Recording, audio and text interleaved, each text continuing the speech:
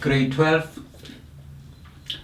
siyaqhubeka nokwenza ama clips kahle akuwona ama clips lawa sizama ukuphendula imibuzo ekhona ephepheni noma emaphepheni abhaliwe nasazobhalwa. I-observation yethu ke ithi kuwo wonke amaphepha abhalwayo kwa grade 12 ngaba uMarch, uJune, uSeptember kanye noDecember, le section esizoyenza njengamanje ihlala ikhona, ngeke futhi ize ingabibikho, iyohlala njalo ikhona. And on average mangabe sibuka ukuthi selisethiwe iphepha nale section yabakhona, on average kuwo wonke amaphepha esiwabukile ayikho noma alikho iphepha kule section esizoyenza njengamanje question 1 ongaphansi ka 20 marks. Why ngigcizelele lokhu? Ngigcizelela lokhu ngoba ngizama ukunikhombisa iimportance, ukubaluleka ngokuthi niyazi lento, ngoba uma uwazi lo mbuzo kusho ukuthi kahle wena awusekho kulabantwana abazothi mabebalwa kuthiwe imaths bathola u0, because njengoba le question le i-range from 20 marks makuthiwa ibe ncane ibe 18 marks. So ke sizama ukuthi sinibonise ukuthi yenziwa kanjani. Iyiphi le section esikhuluma ngayo? Le section noma lengxenye ye-maths esikhuluma ngayo ile wena owayiqala kwa grade 4-5 la umiss kuwena esafaka isikwele noma akubhalele isikwele bese yakubuza ukuthi yipi number okufanele uyifake esikweleni ukuze kuphume ubani, uyihlanganise nobani ukuze kuphume ubani. Kwahamba ngoba nawe phela uyakhula, sayikhulisa lezi ibalo saze safika la sithi khona leso sikwele leso noma leso sikokela lese sasisetshenziswa asiseze ukusebenzisa manje, sesizosebenzisa ama letters of alphabet. Sesiwasebenzisile ke ama letters of alphabet sase siwabiza ngokuthi ama variables. Kusho ukuthini ukuthi ama variables? Lokhu ukuthi siwabize ngokuthi ama variables ingoba namhlanje uX ungawusolva noma kulesi sibalo ungawusolva uthole ungawuxazulula. Yes, ukusolva ukuxazulula inkinga esuke ikhona, njengoba umbuzo kusuke kuukuthi uthi uX umele yipi number wena kuxazulula leyo nkinga leyo. Kwesinye isibalo ungathola ukuthi uX u2, kwesinye isibalo uthola ukuthi uX u1/2, kwesinye isibalo uthola ukuthi uX u30, kwesinye isibalo uthola ukuthi uX u-100 njalo. Ngenxa ke yokuthi uyashintsha uX sibe sesithi ke lama letters asetshenzisiwe ama variables because they keep on changing. Right. So ke le section esizoyiveza njengamanje siyidonse ephepheni noma ebhukwananeni elikhompayilwe yiyona i-Department of Education. Sabuka amaphepha ahlukene right through saze sababala sabuka iphepha lika 2020. Mangikhuluma ngephepha lika 2020 nalo iphepha lika 2020, it was a September preparation paper for exam. Kuyona leli phepha leli ikhona le section abayishiyile. Izolo noma the other day bengade ngibuka amaphepha ako Eastern Cape, Limpopo, Gauteng njalo abhalwa ama provinces ahlukene. ikhona le section kithi sonke ngoba it's prescribed, ngoba kuthiwa sonke asiyifunde ukuze siyibhale. Therefore ke okwethu ukuthi sithi masirevisisa sicuphe such that uyayi-understand lento mayikhishiwe wena you simply take the 24 marks, you take the 20 marks, you take whatever marks they have allocated. Njengamanje ngisenza noma sizokwenza uhlobo lokuxazulula uX, lokusolva uX, right? Lo lesilijwayele sizodlula, khumbula phela zinhlanu lezi inhlobo.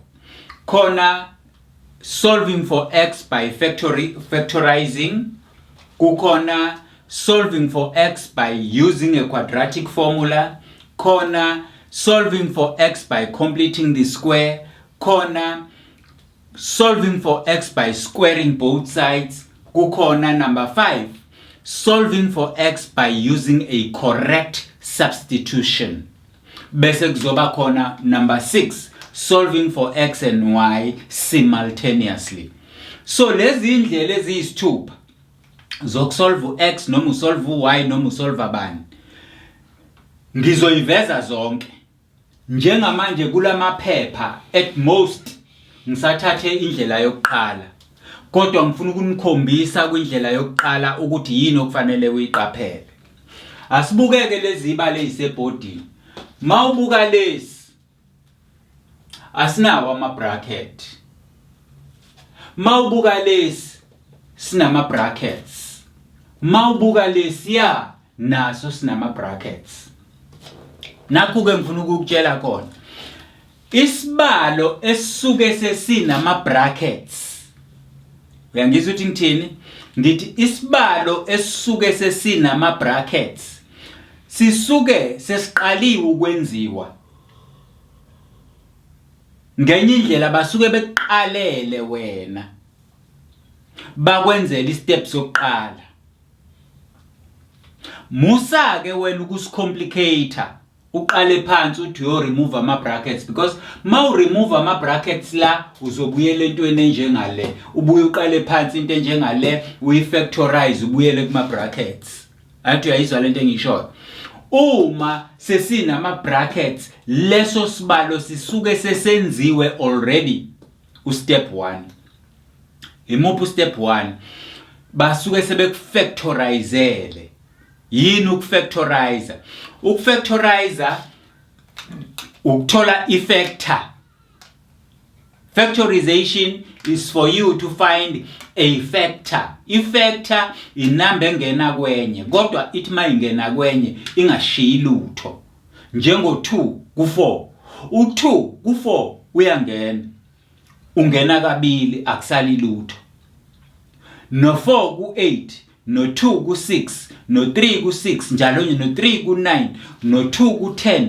Inamba lezi eyingena kulezo kungasali lutho. We call them factors.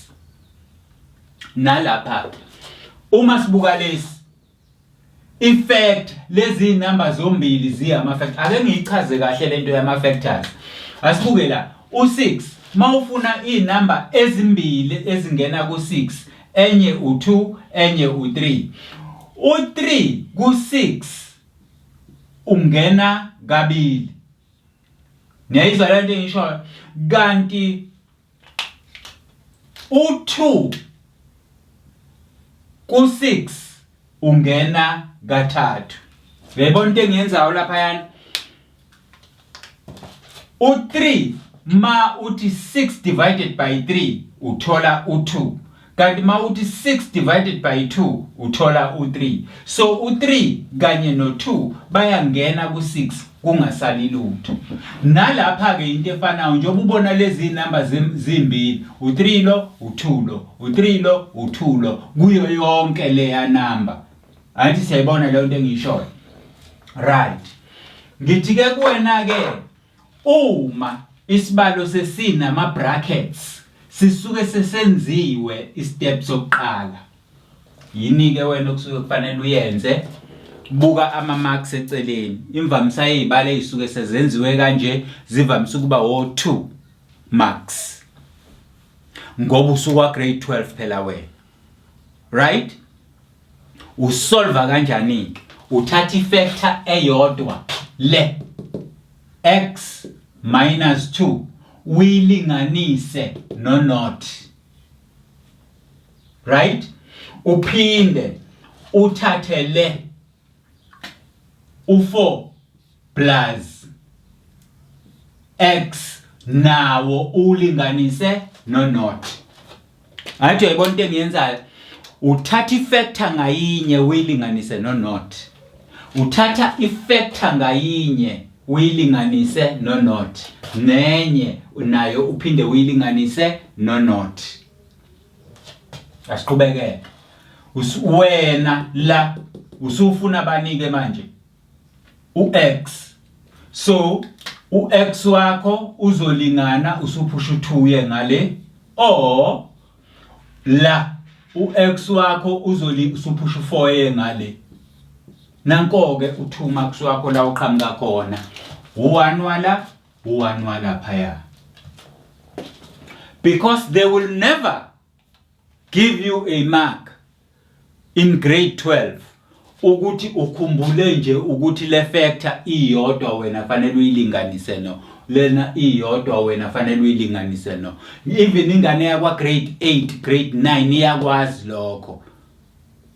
Kahle kahle uma usuka grade 12 lento uyayibuka ngoba isifactoriziwe, uyayibuka le yanto. Mawusuyibukile le yanto, you simply give me the answers. La x is 2, la x is minus 4.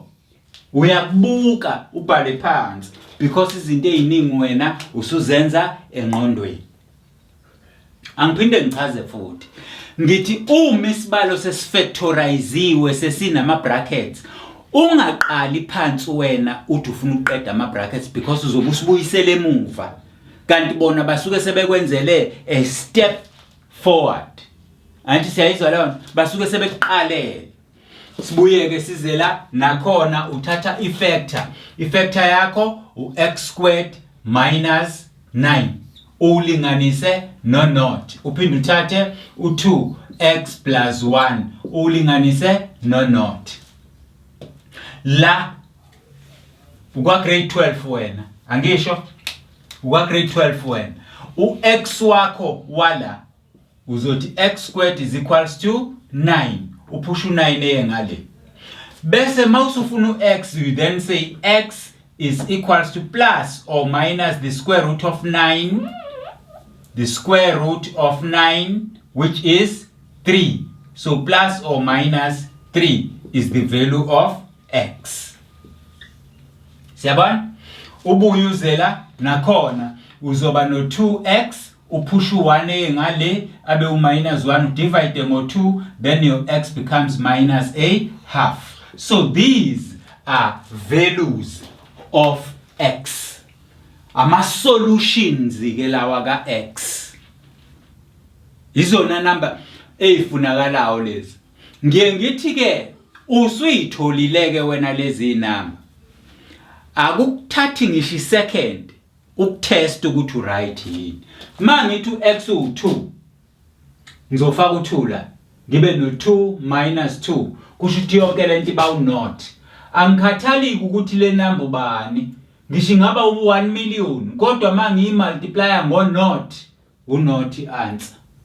Thatha u-minus 4 ufake la 4 minus 4 u0 lo. Angikhathali nale ingaba ubani. Uma nje ngiyimultiply ngo-0, u0 answer. So correct lama answer. Nangapha wenza kanjalo. I won't repeat le yanto engiyenze lapha nawo kwa grade 12 ngoba le section yokusotha u-x ngifuna siyenze yu6 njengoba ngikubalele yona. Ngithe kuwena uma sekukhona ama brackets basuke sebefactorizile, angithi lapha ka work ama brackets kusho ukuthi uzokwenza njani wena, uzofactorize qala. Asiqhubekeke.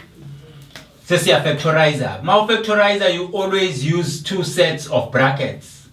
Sebenzisa ama brackets awu2.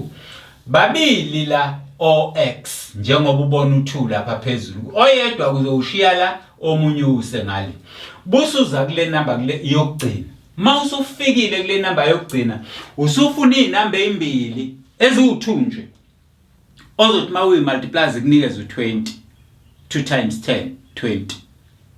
Okay? Before ke noma ngaphambi kokuba uyibhale lezi namba engikhulume ngazo, qala wenze lokho. Angithi sithe u2 times 10, i-add eqala. 2 plus 10, 12. Kanti la thina sinobani? Sino1. Ayikusho ukuthi ke ngeke izisebenze mas add. Asiyisuse manje. 10 minus 2 u8.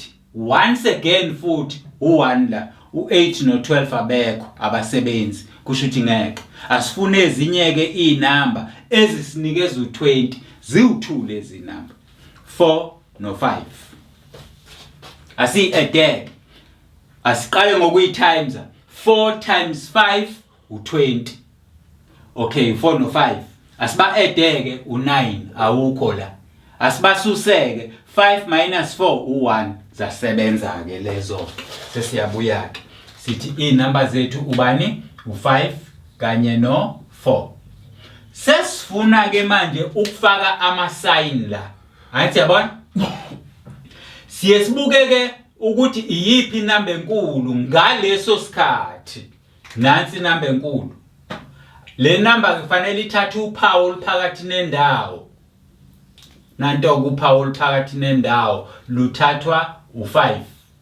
Bese kuthi olunye lushintshe. Ngalesikhathi selishintshileke lento usiyayibona ukuthi sifana nale noma leya ya ibukeka njengayo. Usuthatha ke ibracket ngayinye. X plus 4 is equals to naught. Nale x minus 5 is equals to naught. Then my x is equal to upush 5 is 5. My x is equals to upush 4. It's minus 4. So these are two possible answers. Ungawatesta futhi nawo. Uma ngifaka minus 4 la kuzoba minus 4 squared iphuma 16. Ma ngifaka minus 4 la kuzoba minus 4 times minus kube plus 4. So 16 plus 4 u20. 20 minus 20 u0. Ngisho ngafaka u5 kuzoba u25 la. Mangifaka u5 la kuzoba u-minus 5. Minus 5 minus 20 minus 25. So 25 minus 25 is not. So these answers are correct. Angiphindeke ngisammarize lokhu ukuze uzoqonda kahle. Ngithi kuwena uma isibalo sesina ama brackets basuke sebekwenzela istep esedlulayo. Okwakho ukuthatha ibracket elodwa ulinganise no not lo, uthathe elinye ulinganise no not lo. Ayisiyizwa leyo bese usotha ux wakho kanjalo nalapha. Uma ama brackets engekho, you first have to factorize. Kusho ukuthi wena zitholele wena ama brackets kanti thina sikutholelile lapha yana ama brackets. Normally lezi ibalo lezi ezisuke sezinje uyubone ngamamakazo ayidluli ku3. 2 1 3 2 1 3 ama answers ama mark alezi ibalo ngeke adlule lapha ngoba umsebenzi sebekwenzele. Siyayizwa leyo nto. Sesiyadlula ke ekusolveni x by factorizing, finding a solution, finding thola ux, xazulula ux ngokufactorize. Sesidlulile ke khona. Ngeke ngilokhu ngiqhubeka ngitshela ukuthi uma usuka la no 1 eseya ngale uba u-minus then you divide. These are the things wena okufanele ngabe usuyazazi manje ngoba ukwa grade 12 more so ngoba uyabhala phela emasontweni amabili kusukela manje uyabhala wena lezi zinto ke usuyazazi manje asizukulokhu siyiphinda phinda. Ngiyakurevisisa njengamanje ukuthi ukuze ungaluza amamaki wenze njani. Sizothi masiqeda ngale section yo X yokusolve nje u-X, which is question 1, siye ku question 2. Mhlawumbe uthola ukuthi question 2 ama sequences and series nawo sizowashasa wanabise, uthi mawuphuma nje ungene ephepheni uvela wathatha wabeka eceleni. Asibonge siyedlula la sesiyoveza ezinye inhlobo. Right, section yesibili sisasolve bona njalo X, sisaxazulula bono X laba. Isection yesibili ke noma ingxenye yesibili yilena ethi by using a quadratic formula, or uyibona kanjani ke yona. 1,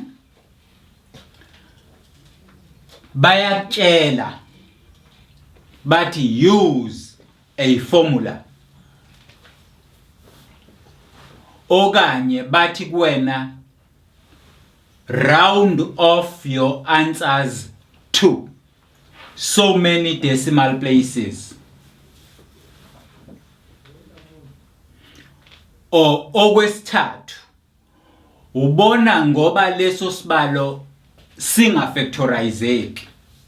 Masingafactorizeki nje apply formula wena. Angiphinde ngikusho lokho ngithi zintathu indlela obona ngazo ukuthi kufanele usebenzise iformula. Bayakutshela solve for X by using a quadratic formula. Number 2, bathi solve for X bese bengasho ukuthi by using a quadratic, bathi solve for X and round off your answer to 2, 3 or whatever decimal places they want. Okwesithathu ubona ngoba leso sibalo singafactorizeki inhlobo. Right? Before ke uqale uzenze lezo balo, qala ubuke sona isibalo. Ake sibuke lesi. Lesi sine fraction la. Ecaleni kwe fraction kwase kuba khona I restriction, umgomo noma into eshiwo. Kuthiwani la? Kuthiwa uX wethu akakwazi ukuba unot. Usuka grade 12 ke wena uyazi manje ukuthi division by not it's undefined. Kusho ukuthini ke lokho? Kusho ukuthi mangine number engeke ngize ngiyichaze, ngingakwazi ukuyichaza, ngiyi-add kanjani ezinambeni engicabanga ukuthi ngiyazazi. Uma ngine quantity yamanzi bese ngiwafaka emanzini enginawo awu20 liter, ngigcina nginamanzi amangakanani? Awukwazi. Yingakho ke bethu X wakho akakwazi ukuba unot, ngoba mayebe unot le number le uzongayazi wena ukuthi ubani. Ngalokho ngeke kuthatha into ongayazi uyihlanganise nokwaziyo ucabanga ukuthi khona ozokuthola okwaziyo, ngeke uthole lutho. Sesiyaqhubeka. Ngenza kanjani kanti la? Angithi uyayibona le nale istandard. Why ngithi standard? Istandard ngoba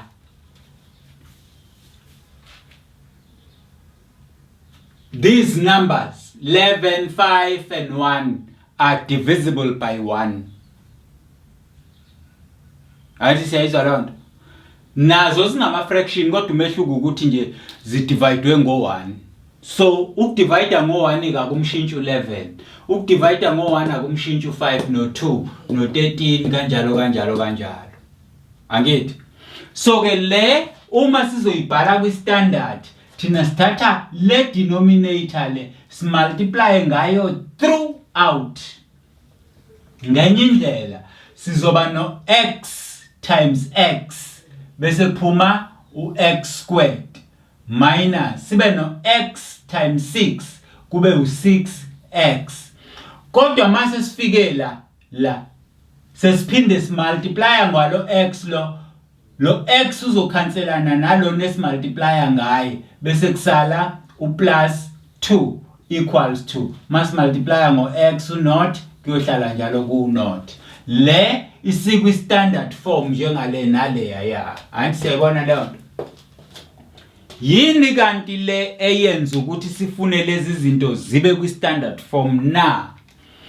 Yingoba i standard form se quadratic thina sisazi siubani su ax squared plus bx plus c equals to 0. This is a standard form for a quadratic, right?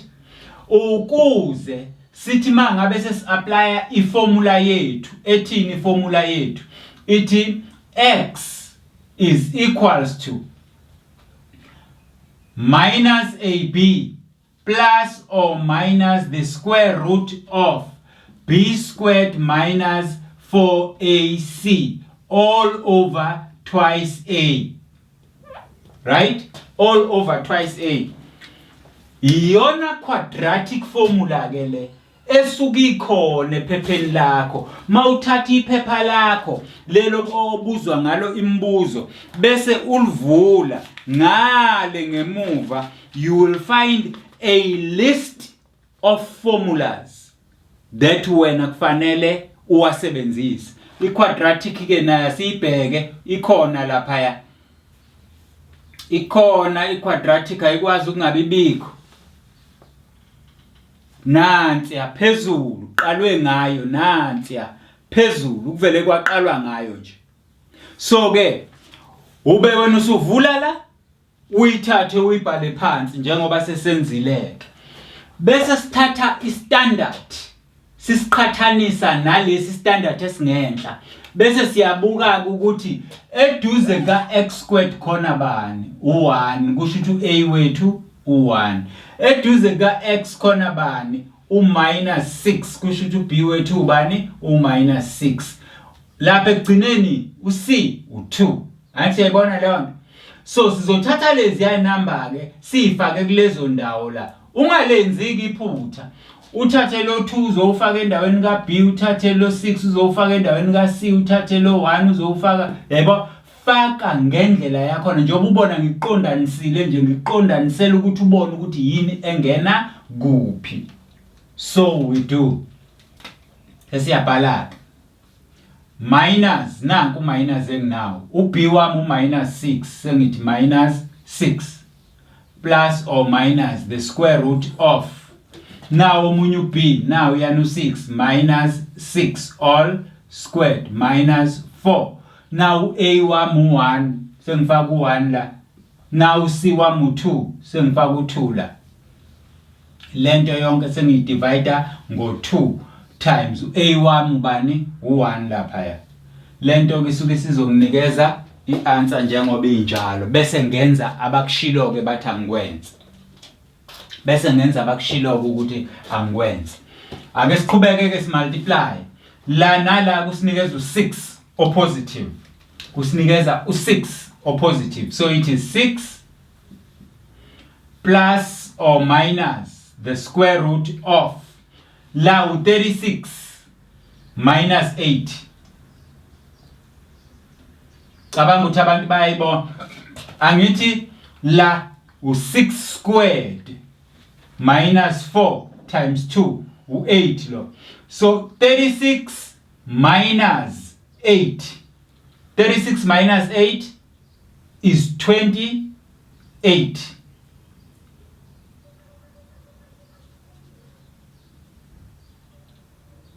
Cabanga ukuthi abantu bayayizwa into engiyisho. Is 28 divided by 2 times 1 is 2. Bese uyahamba kuya ku calculate. Mawufika ku calculator yakho uzoshaya u6 plus square root 28 udivide ngo2 kuzokunikeza ianswer yakho yokuqala. Eyesibili uzoshaya u6 minus square root 28 udivide ngo2 kuzokunikeza ianswer yakho yesibili. So mawusuwatholile lama answers omabili ke gada lokhu into engasiyenzeke bazokunikeza instruction ezothi 1 leave your answer in a set form. Uyayishiya la kanje ngoba kukhona isquare root kanje. Kusho ukuthi bebengafuni wena wenze ini icalculator, ungayisebenzisa icalculator. Okanye bethi kuwena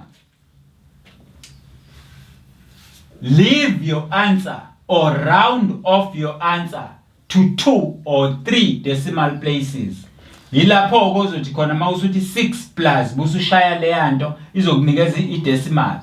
U28 square root 28 uzokunikeza u5, something. So 5 plus 6 uzokunikeza u11, something. Bese kuba u6 minus 5 uzokunikeza u1, something. Anti yabona ke azoba mabili ama answers ala because of this and that, this and that. So ke angizeke mina as you are in grade 12 angizukukuthatha ngilokhu ngiqhubeza la ngidlula nawe ngithi qhubeka ke wena yenze lento. Ngifuna ukubona uyenza lento engiyichaza la because akumina phela ozochaza buya yobhala isibalo. We angithi mina into engiyenzile ngiqale ngakukhombisa ukuthi lento ayikho ku standard form, ishintshe ibe ku standard form. Bese wazi i-standard form se-quadratic, then qhathanisa ke kubhale under each. Anti siyabona la ukuthi ngiqondanisile, so that wena ukwazi ukuthi uC wakho ubani, uB wakho ubani, uA wakho ubani, ukuze lezo number ezilapha ngenhla mawusuyisusa lapha yana uzoyifaka kwiformula zibukeka kanjani. Qhubeka. Asibuye sizela. Sikwi standard form. U-A1 u2, u-B1 u-5 u-B, u-C1 u-11 u-C1. Siyayizwa la sikwi standard form. Naso njengoba sikwi standard form bazosho bathi leave your answer in a set form. Kusho ukuthi uzohamba mawusufika endaweni enje bese uyashiya. Okanye bethi round off your answer to how many or whatever decimal places abayifunayo. Kodwa kubalulekile ukuthi ngobe kwi standard form uyawazi uA, uyawazi uB, lalela uB akuyena u5, uB u-5, uC akuyena u11, uC u-11. Do you understand that? Yes. So sesiyayithatha ke quadratic yethu. Nansi quadratic formula sizoyibhala phansi. Sesiyayibhala x is equals to minus AB plus or minus the square root of B squared minus 4AC. All this is divided by twice A. Sengiyalanda ke inamba ngizoyifaka eindaweni zazo. Sengiyibhalile iformula yami. Mase ngilanda inamba sengila minus lo bese ngilanda uB lapha phezulu O-5. Sibone? Bese ngiba no plus no minus, plus or minus the square root of uB squared uzonginikeza u25 minus 4 times 2 8. 8 times 11 it's plus 88 all over 2 times 2 which is 4. Look kuzonginikeza u5 plus or minus the square root of lo plus lo ngithola u13 10 11 113 all over 4. Nalapha ke futhi nala wenza into efanayo. Mina bengikukhombisa ukuthi mawufuna ukusolve x la ngoba i-instruction bakunikezile bathi use a quadratic formula. Uma bengashongo kanjalo uyobona ngani wena ukuthi kufanele usebenzise quadratic formula na? Uyobona ngokuthi bathi round off your answer to 2, 3 or 4 decimal places depending ukuthi bafuna amangaki bona. Anti siyayizwa leyo nto. Mawusukwenzile lokho uyobe usushaya square root sika 13 bususihlanganisa no5 usidivide ngo4. Uphinde ushaya square root sika 113 usisuse ku5 bese udivide ngo4 uyothola ke lezi inamba ezila izansi. Athi uyayizwa lento engishoyo njengoba ngichazile nalapha ya. Okwami ngizama ukugcizelela indawo la wena okufanele uqaphele khona because immediately ungazi ukuthi uB no A no C ubani umi kanjani ufakwa kanjani kwiformula definitely ngeke uyithole lento. Kodwa mawazi ukuthi uA no B no C ubani excuse me bafakwa kanjani kwiformula definitely you will come up with an answer there. You are grade 12. Sibuye sizela. Ngiyolokhu ngishilo ngithi uma singafactorizeki when you use a quadratic formula okanye bayasho okanye ubona ngokuthi bathe round off your answer to or leave your answer in a set form. Mabethi leave your answer in a set form basuke besho ukuthi ishiye inje ine square root inje ishiyeke ishiye ine square root inje. Are you with me? Esokugcina cabanga ukuthi A wakho uyawazi no B wakho uyawazi no C wakho uyawazi A u1 uB u1 uC u-13 sesiyahamba sithi uX wethu uzolingana no minus B plus or minus the square root of B squared minus 4A C all over twice A. Asibukeke uB wethu 1 so sizoba nobani ke thina no minus 1 plus or minus the square root of B wethu 1 so 1 square is 1 4 times 1 4 times 1 because A is 1 is 4 minus 4 times minus 13 gives you plus 4 times 13 gives you 12 carry 1 4 52 so lokhu kuzokunikeza u52 over 2 times 1 because 1 A wakho and this will be equal to minus 1 plus or minus the square root of 53 all over 2. Lokhu nalokhu nalokhuya kuyafana kwenziwa ngendlela efanayo ngeke ngisakuchaza. Isummary ithi isibalo ongakwazi ukusifactorize usenza ngegeneral quadratic formula. But ukuze ukwazi ukusebenzisa igeneral quadratic formula fanele ukwazi ukushintsha equation yakho ibe kwi standard form. Mangikhuluma nge-standard form ingabi nama fraction. Are you with me? Ingabi nama fraction. So that uzothi mawiqhathanisa ne-general standard form ye-quadratic ukwazi ukucompareisha ubone ukuthi uA no B no C bawobani. Ngoba ibona okufanele ubathathe lapha usuzobafaka kwi-formula then you manipulate your formula. Lokho kwenzeka esibalweni esingafactorizeki 1 2 abakutshele sona bathi use 3 abashilo indirectly so bakusho kodwa ngokufihla bathi round off your answer to. Ansiyizwa leyo nto. Yabona ke bangathi round off your answer to fanele ukwazi lokho ukuthi kuyitest kwakhona because bafuna ukubona ukuthi wena konje uyakhumbula yini ukuthi uround offa inumber ukwenze njani. Cabanga ukuthi uyakhumbula uround off inumber ukuthi ukwenze njani. Mabethi round off to 2 decimal places kusho ukuthi emva kwekhoma azibe u2 kodwa nansi into ongayenziki zithi ziwu2 emva kwekhoma uma yesithathu ku5 noma ngaphezulu ka5 uyayijika ibe u1 uyi-add kwelandelayo then that's how you round off your values of x.